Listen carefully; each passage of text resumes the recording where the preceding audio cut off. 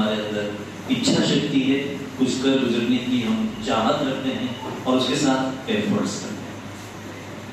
एक छोटी सी कहानी, उसके बाद फिर हम बढ़ते हैं आगे। आदरणीय श्री गजेंद्र पारिक सर आगे हमें करियर संभावनाओं के बारे में अपनी प्रस्तुति देंगे। ये कहानी एक गांव की, जहां उस क्षेत्र में बारिश नहीं हुई। एक गांव वालों ने अपने घर के, अपने गांव के मंदिर के सामने डांस करना शुरू किया। नाचते रहे और देखा कि बारिश हो रही। पास वाले गांव में जहां भी बारिश नहीं हुई थी, वो वहां पहुंचे, पूछा तुमने क्या किया, हमारे यहाँ तो बारिश नहीं हुई। उन्होंने कहा हमने डांस किया मंदिर के सामने। पड़ोसी गांव वाले गए अपने मंदिर के सामने डांस करना शुरू किया। 3 घंटे डांस करते रहे, लेकिन बारिश नहीं हुई। वो फिर आए जहां बारिश हुई थी और उस गांव वाले से कहा कि हमारे यहाँ तो बारिश नहीं हुई। उन्होंने पूछा कि तुम कितने देर तक नाचे? उन्होंने कहा 3 घंटे तक नाचे। तो जिस गांव में बारिश हुई थी, उस गांव के लोगों ने कहा कि हम तब तक नाचते रहे जब तक कि बारिश नहीं होगी।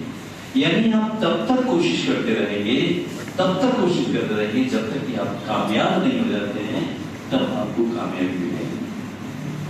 आज हम देख रहे हैं तीसरी बार हमारे देश के यशस्वी प्रधानमंत्री की सरकार बन गई। आज शपथ लेंगे 7:15 बजे शाम को। उतार चढ़ाव आते हैं, सीटें कितनी कम ज्यादा होती हैं, लेकिन चेहरे पर वह मुस्कान नहीं गई, वह ऊर्जा नहीं गई, वह प्रेरणा हम सबके साथ कामयाब है। हम कोशिशों को करते हुए, संभावनाओं को तलाशते हुए आगे बढ़ने का जज्बा रखें। मैं आदरणीय श्री गजेंद्र जी पारिक साहब को इन 4 पंक्तियों के साथ आमंत्रित करना चाहूंगा कि जिंदगी आओ हम भी चलें कि चलने से विकास होता है, आओ हम भी चलें कि जलने से प्रकाश होता है।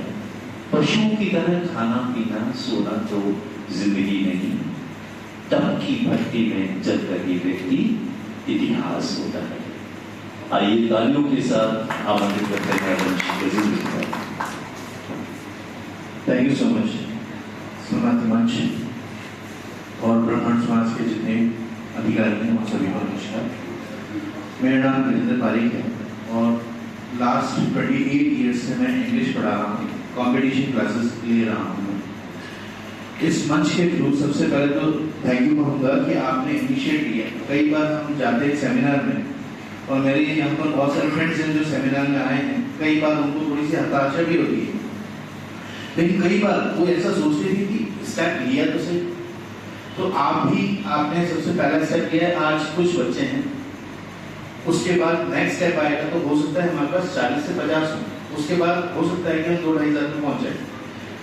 निधि मैम ने भी करीब 1 वीक पहले सुधार समाज का एक काउंसलिंग करके बच्चों को बुलाया था, सेमिनार किया था। उसमें निधि मैम 2,500 लोग आ गए। तो एक बार निधि मैम के लिए ये इसलिए है कि देखिए जागरूकता हमारे में है नहीं, जागरूकता इन बच्चों में भी नहीं। हम अभी 4-5 बच्चों को अगर मैं बताना चाहूँ, मैं अभी क्या बोलूँगा और क्या समझेंगे, मैं छोटे से पार्ट पे केवल 5 मिनट आपको समझाना चाहता हूँ कि ये जो बच्चे आए हैं इनके पास क्या नहीं है। बेटा आप किसके लिए आए हैं? मतलब छोटे से बच्चे होते हैं, है ना? Okay, with your father. What's your father name please?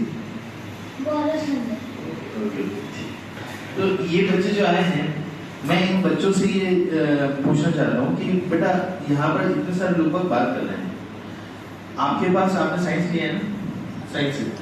Science में अगर नहीं होगा, मान लो एक बार पढ़ लेंगे, साइंस में अगर नहीं होता है आपका सिलेक्शन, क्या करेंगे? दूसरी फील्ड में ट्राई करेंगे।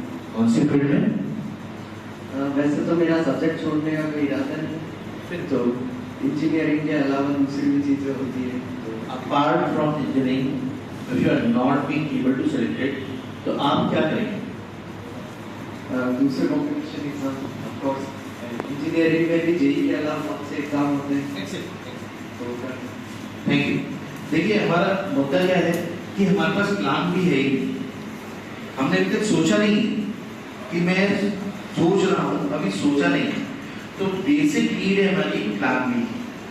हम पंखा देख लेते हैं, फतेह सागर की पार्क देख लेते हैं और सोच लेते हैं कि भाई धक्का देना है, बस ये होना है, और एक हफ्ते पहले की बात तो अभी बताई नहीं। उसके पास भी प्लान भी नहीं था। क्या हमने 10th और 12th या 10th में 9th की किताबें नहीं पढ़ी? हमने अपने जीवन में 9th की किताबें पढ़ी, डबल सब्जेक्ट